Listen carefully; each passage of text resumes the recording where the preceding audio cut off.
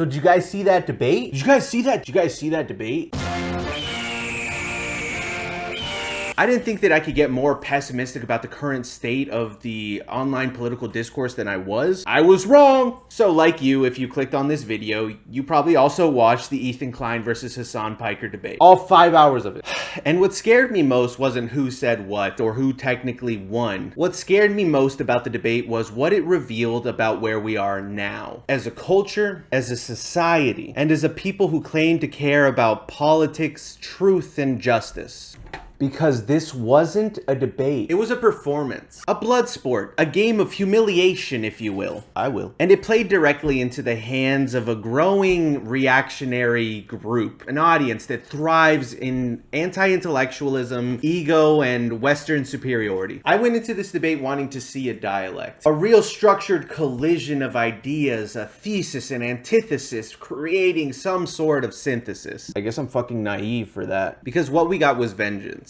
Klein didn't show up to debate. He showed up to punish. Almost immediately, the tone was clear. There was a personal scorn, sarcasm, mockery, a bunch of baseless accusations, and 90% of the debate had nothing to do with the topic on hand, which should have been the genocide. There was the tier list. There was a samurai sword. He literally opened the debate by saying Hasan should be grateful that he's even talking to him. It's what Ethan does best. He's an entertaining fellow. And listen, I'm not here to litigate each and every point of the debate, because frankly, for me, the impact of the debate wasn't in the points that were made. Ethan wasn't playing into an audience that cared about his substance or if he was right or not. They just wanted to see his opponent squirm. Speaking on this, debates don't matter, and it's more clear now than it ever was. Somebody comes into a debate with the person they think is going to win, and they're going to walk out with that same result, despite any of the subjects that were discussed. It's not a new concept. But personally, for me, this was a moment of realization of where we currently are. A moment to reflect. It wasn't just the hostility, it was the response. It was the way that people acted like Ethan obliterated his opponent with logic when he didn't. He didn't even try to make a coherent argument. It was a lot of ad hominems. It was a lot of it was just like, how are we all, as the audience, going to see that behavior and be like, he's fucking owning that guy. Yo, he's destroying that guy. Like, there was a point of the debate where he told him that he looked like one of the monsters from Beetlejuice.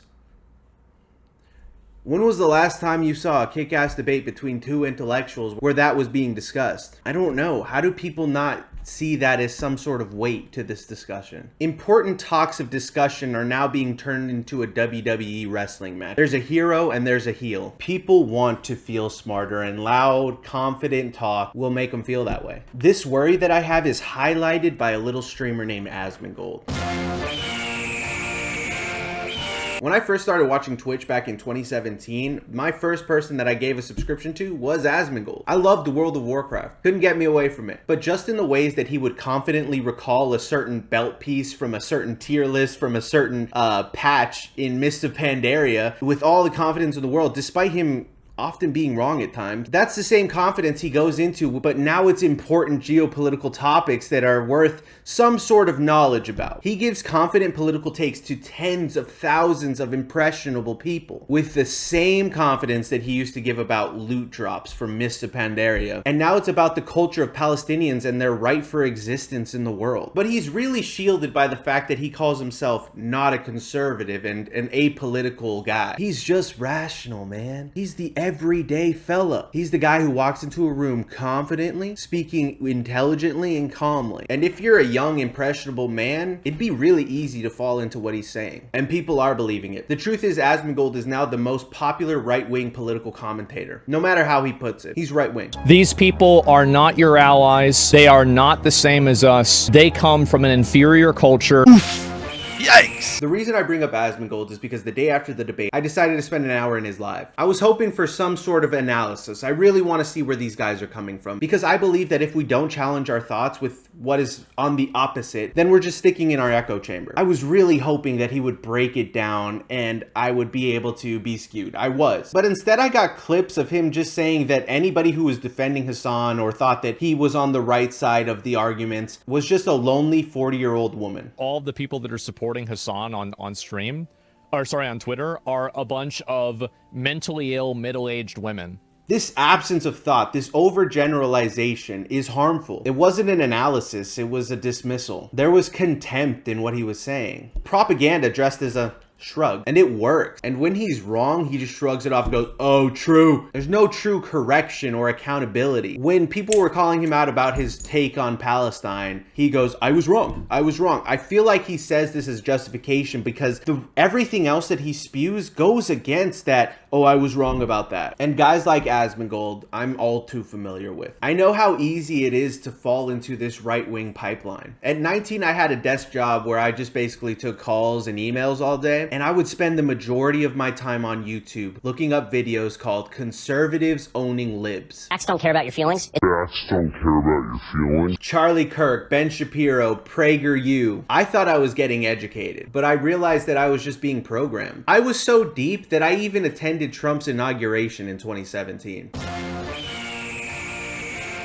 And just over time through life events, COVID, graduating college, and getting into the real world, I started asking questions and I learned to sit with the discomforts of being wrong. And through that, I changed. That's specifically why this new wave frightens me, because it doesn't feel like the next generation is given opportunities to change their opinion or question things, because the conclusions that are being put out there aren't supported by factual basis, rather by a bunch of people who are claiming that this is their truth based on their alone perspective. The loudest people such as Asmon, Ethan Klein, Aiden Ross, Andrew Tate, men that are portraying themselves as thought leaders, are not even pretending to care about humanitarian issues. They truthfully just know how to win an audience. And that deviation is bad for humanity. What truly broke me about this debate was the fact that people that were on the Ethan side of this, the people who thought that Ethan dog walked Hasan, loved him for it.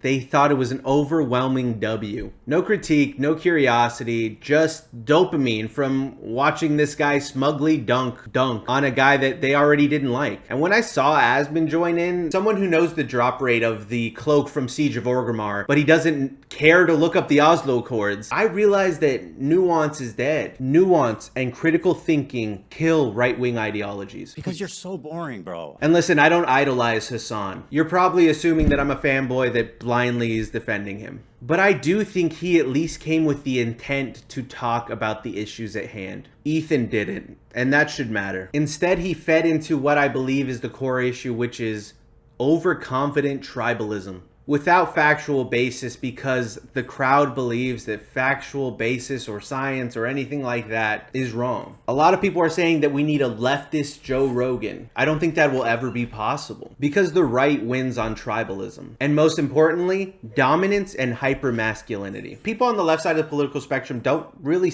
care about hypermasculinity. They don't build a brand on being an alpha. So I guess where we go now is trying to find out where the gap is and how we bridge it. How we get young men to see a more rational, critical thinking perspective. It's so lame, but we have to make people understand the bigger picture of everything, not just the nationalist perspective. Because when we look at the issues of the Middle East, we look at it through our privilege. And that's a trigger word for people that don't like people on the left side of the political spectrum, because privilege makes you see the world in a different way. When you see that this is all random, and that I could have been born in Syria just by pure randomness, we can start to humanize people that are not like me. And that's my real issue and fear, is that we are losing our humanity in the sake of national identity or nationalism. And debates like this and reviewing Reddit and comments on TikTok have made me nervous about the loud, hopefully minority. But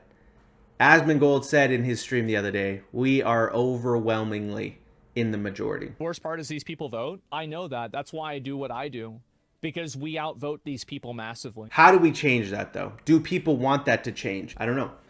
And listen, I don't have all the answers, but I do know that we are dangerously close to losing the ability to think critically online. If we don't start rewarding curiosity instead of contempt, we will lose the next generation to hypermasculinity and nationalism. So what I'm asking you guys is what now? Do you believe that this is a non-issue? Or if you do believe, like me, that this is an issue, let me know what you think would be the right path forward. This is actually like pretty frightening to me for the future of the world. So if you're feeling the same way, let me know in the comments. I would love to know that I'm not alone on this. Hey guys, hope you liked the video. My name is Davey Gravies. I put a bunch of stupid videos on here. Not all of them are political. I'll put a couple of them around here. But yeah, like I said, not all of them are political. Some of them are just stupid sketches. But if you liked what you've seen and you want to check out some more things, make sure to like and subscribe. I would really appreciate it. Mwah.